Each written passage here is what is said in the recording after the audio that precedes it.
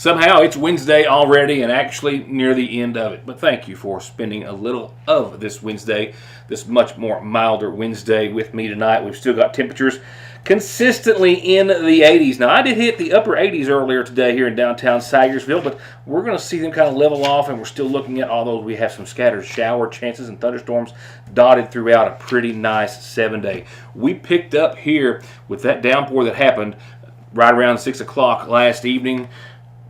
Almost 6/10 of an inch of rain, which was greatly needed, and that was a welcome sight, certainly, to say the least. With that said, a host of news and information to get caught up to. We need to jump straight into headlines this evening. Thereafter, talking about, first off, the governor today, Governor Andy Beshear, sending a letter to Ann Milgram. She's the administrator for the U.S. Drug Enforcement Administration, expressing his support of the U.S. Department of Health and Human Services recommendation that the DEA ease restrictions on marijuana, a move that would reschedule cannabis from Schedule 1 to a Schedule 3 under the Controlled Substances Act. The governor wrote that the step would help patients have an alternative to deadly opioids and continued access to safe products, and help communities further reduce crime and illicit drug use.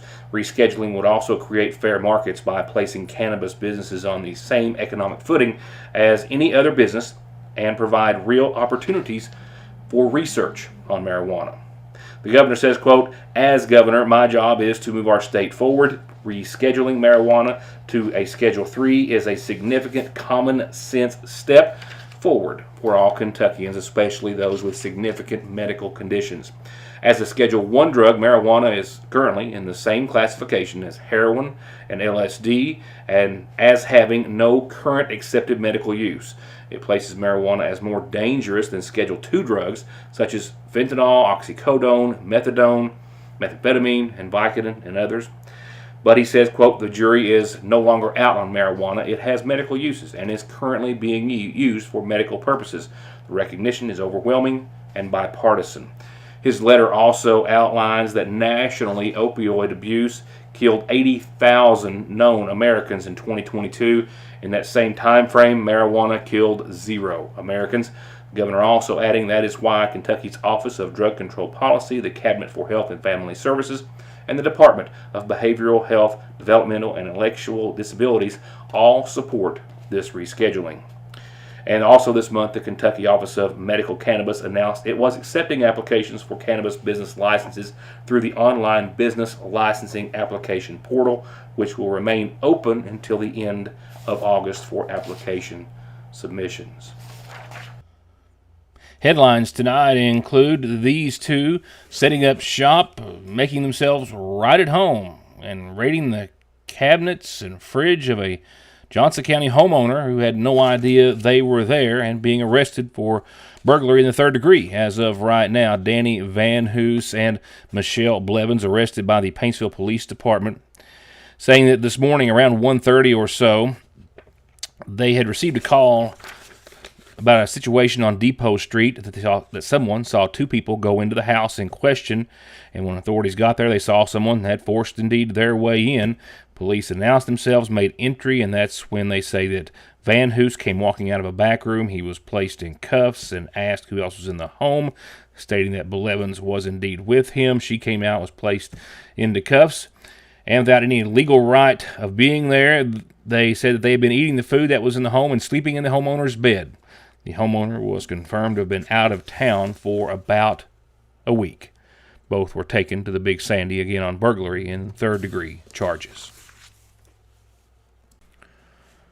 Also lodged in the Big Sandy this afternoon, shortly before 2 o'clock, is this woman, 41-year-old Sarah Fireball, with a Richmond address. The Kentucky State Police from Post 9 in Pikeville served her with a warrant out of Madison County, Kentucky, at a residence in the Gunlock area on Route 30, charging her with sexual abuse in the 1st degree, a victim under the age of 12. The warrant indicating that authorities in Madison County back in June were called after a social services worker went to a residence to investigate Fireball for allegations of neglect.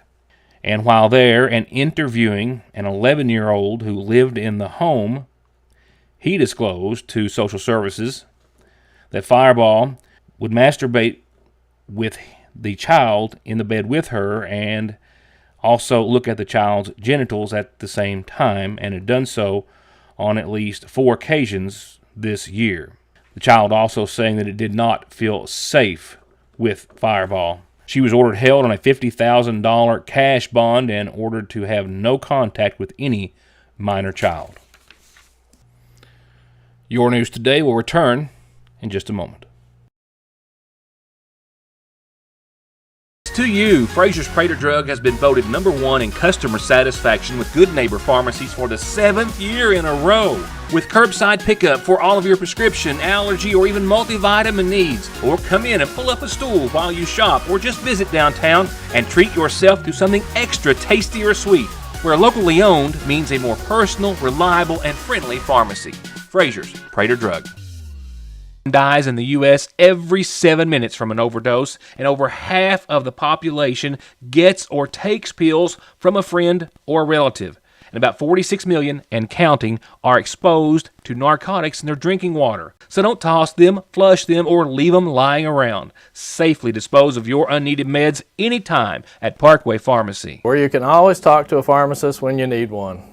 Get ready, because the 21st annual Magoffin County Community Day is coming up Saturday, August 17th in Ramey Park, and tickets, as always, are just $10, and kids 12 and under get in free, and those $10 tickets still get you into one of the greatest bluegrass shows anywhere and a chance to win a car. And this year, we've got Rhonda Vincent and the Rage, Larry Sparks, Dave Atkins Band, Turning Ground, Randy Maloney and Friends, Aaron Grace Rudd, Black Powder Express, Eddie Jenkins and the 606 Sound, Terry Miller and Traveler, and your MC, CJ the DJ. Get your tickets now at either location of the Sagersville National Bank.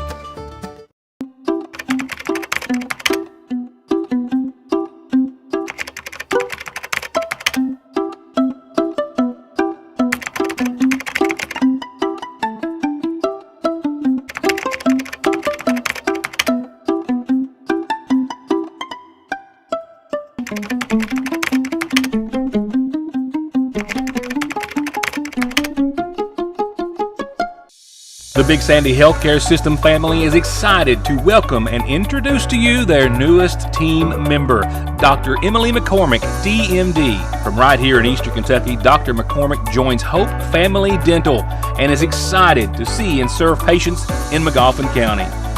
Call 349-5126 to schedule an appointment. Sometimes you just can't wait, and when it's one of those times for an amazing elective ultrasound of baby, call Mommy and Me 4D Imaging, a local studio with years of OB experience. Located in Sagersville and waiting at 496-5423. I'll take you to a very special road dedication here in Magoffin County over the course of this past weekend for a fallen Magoffin County soldier being honored with such. But first, I have news out of Wolfe County. Our friends from the Wolfe County Search and Rescue Team, it's a busy time of year for them, and currently, among other emergencies they've been responding to in the past several hours, they are still on the lookout for this missing man. Last seen in the Red River Gorge area, Scott Allen Hearn of Ironton, Ohio. Last seen on or around Saturday the 13th, according to authorities. They are searching for him still. They actually received information of him missing, and then later, with an update yesterday, they had word that Scott had been looking for directions on how to locate the Saw Branch waterfalls within the wilderness area at Daniel Boone National Forest. So they sent a group of 11 searchers into the area that night, searched until well after midnight, but were unable to locate him. They described this as a very rugged off-trail area to search, with visibility being compromised by darkness and fog. They were asking for the public to please stay clear of the area between Glady Center and Osborne Bend parking areas today as they continued their search, while his vehicle again was last seen at the Tower Rock parking area along Highway 715 in the Red River Gorge, and last seen by his family in Ironton, Ohio on the 4th of July. They were deploying dog teams and a continued search this morning with no other update. I've got birthdays and some best wishes, calendar announcements, your weather, and more in just a few moments. Right now, our next top headline, that of recognizing the sacrifices and contributions made by Private Arthur Likens to his country, to his community, and to his family, who was born in Stella, Kentucky on May the 25th of 1924, and who was killed in action before his 20th birthday. The memorial and dedication, the continued efforts of the McGoffin County Fiscal Court, the Judge's Office, and our Chapter 15 of our Disabled American Veterans as they continue to recognize and memorialize the efforts of all fallen and outstanding McGoffin County soldiers. And whereas Arthur Likens enlisted in the United States Army on August 23, 1943. Not long after completing his training in Alabama and Baltimore, Private Likens landed in North Africa with the 5th Army on February 15, 1944. He took part in Operation Torch. The 5th Army and Allied forces established a stronghold in the first step to victory in Europe. After the invasion, the 5th Army moved to the beaches of Italy. Private Likens and his unit swarmed the beaches at Anzio Beach, Italy. The 5th Army was fully on defense against a superior German army. Even though the 5th Army and Allied forces were outmanned, they were successful in establishing a foothold and were able to move on to Rome. Through fierce fighting and heroic actions, Private Arthur Likens was killed in action March 28, 1944. Whereas Private Likens' heroic actions were awarded the Purple Heart and many other commendations. Whereas Private Arthur Likens did not make it home to talk to his loved ones and friends about his experiences of war. He was killed in action on March 28, 1944. The American Legion did honors for Private Likens, and he now lays in peaceful sleep in the hands of the Supreme Commander at Harold Likens Cemetery located on True Orchard Branch Road. Now, therefore, it is hereby resolved that Cow Creek Road, County Road 1257, from mile point 0.35 to mile point 97 be forever known as Private Arthur Likens Memorial Road. I think a lot of y'all here maybe know me, maybe don't. I'm Arthur Likens. There's 2 of us out here now. And I can't tell you how proud I am with Uncle Arthur. I always called him that. And it's something you don't ever pass. I'm not speaking real well right now, but I hope you understand that I'm very proud of Uncle Arthur. We all are. And thank you all for coming. He was my uncle. Of course, I never got to meet him, but I have one story to share. His sister is alive today, Nola Likens, and she told me a story one time when he went off to basic training. Arthur Likens did, and he came back from basic training, and he walked over the hill, which is, I guess, the hill from what is now Mountain Parkway over to their house, and she saw him up on the hill. She was a 9-year-old girl. And she saw him walking in his uniform through the woods, and he said, "I'm going to surprise everybody," because they didn't know he was coming home. And he asked Nola, a 9-year-old girl, "Don't tell anybody." Of course, she ran home as fast as she could and told her parents and everybody that he's coming, Arthur's coming. And I just want to tell that story because she's not here to tell it. She's still alive and in Cincinnati, but that's one of the stories she's always passed down to me about her brother, who once he left again, they never saw him again. He went and was killed in Italy, as they described here. So I just want to pass that story on to everybody. So thank you.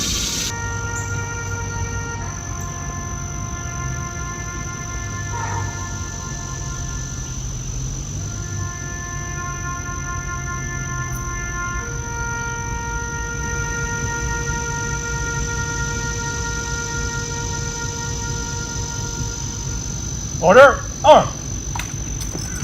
Thank you, Norm. There were times that I just could not concentrate on things. There's days I wake up and I don't want to do anything. It's just devastating. The grief that happens after the death of a loved one can leave you feeling confused, lost, and alone without a roadmap. But other people have traveled this grief journey before you, and there is hope and a way forward. Grief Share is a proven video-based support group that connects you with others who are traveling the grief journey you're on right now. Grief Share is a place where you can be as raw and as ugly as you want to be, and it's okay. I joined them online and it was great. It was wonderful. Each weekly Grief Share session consists of an insightful video with grief experts and testimonials, a small group discussion, and encouraging workbook exercises. You'll also receive free online resources and tools that help you move forward in hope and healing. I gained so much more than just understanding of grief, and I think I saw it from a bigger picture too. Visit griefshare.org to learn more.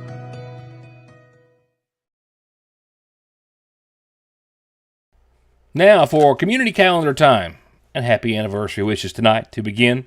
To Samuel and Sandra, happy anniversary, happy 55th anniversary to Samuel and Sandra Conley, with a lot of love from a lot of family and friends. Happy anniversary to you.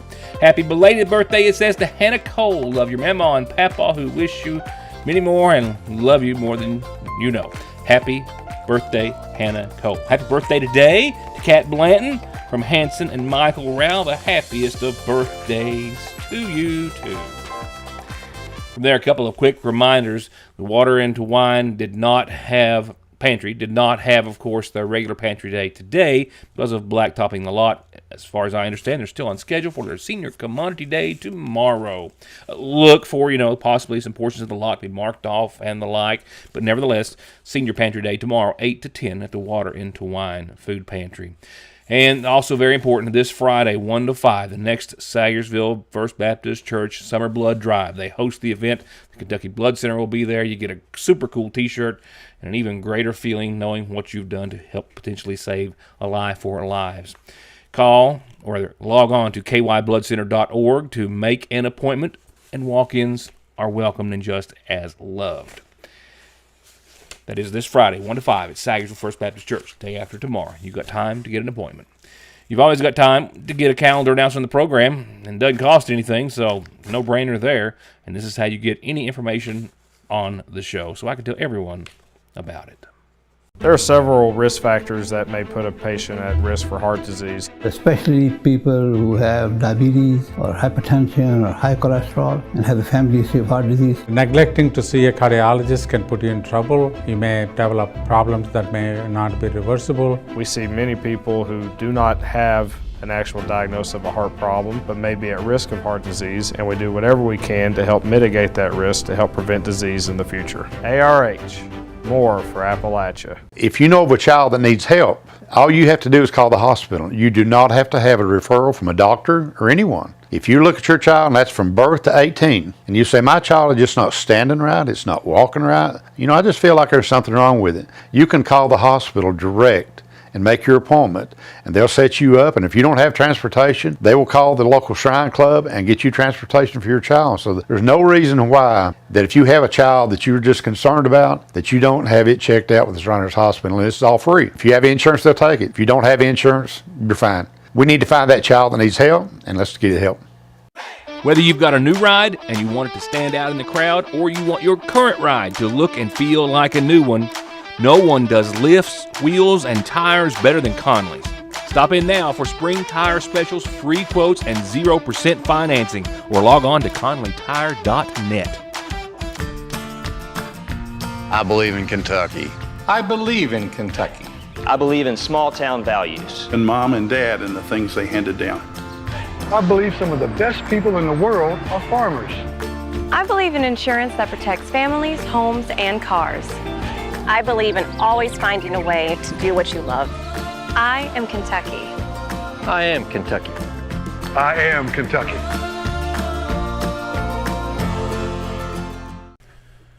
Now it's time to focus on the weather. Let's focus on yesterday about this time. As I told you last night at some point during the broadcast, I had recorded the show earlier, still had family in, and didn't have current data, of course.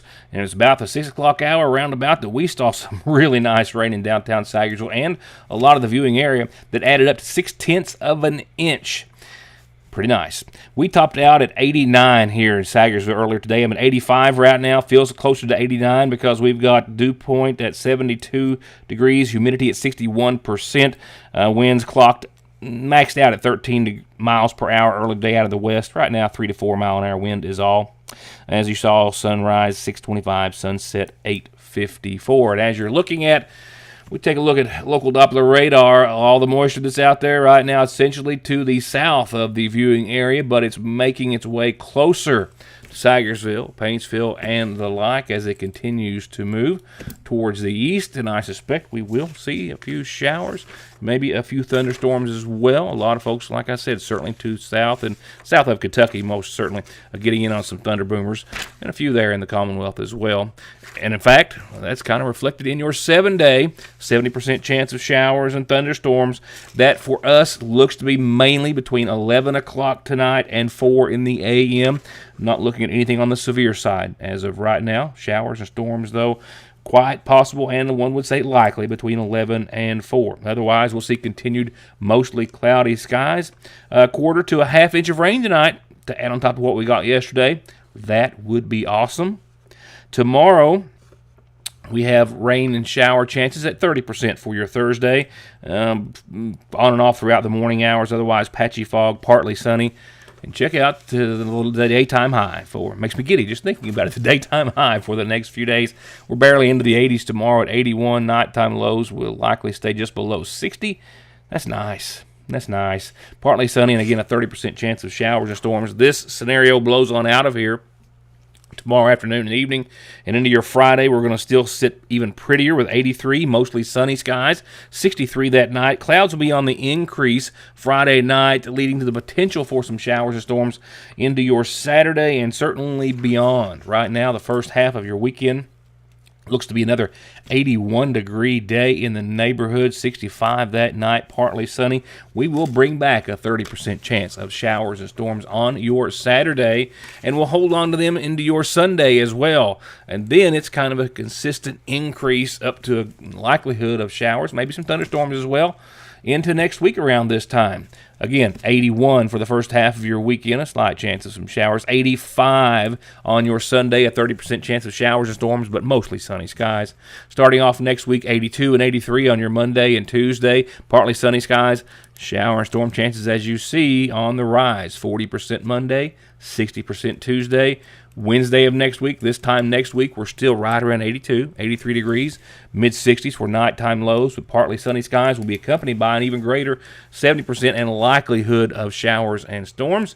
As long as we can not have to deal with any severe weather, we still need some rain to make up for all of the dry conditions. We have had just over 1.1 inches of rain for the entire month of July so far, right at 19.5 inches for the year. That'll wrap it up for tonight. See you back here after another beautiful day in the neighborhood tomorrow. Good night, and thank you for watching.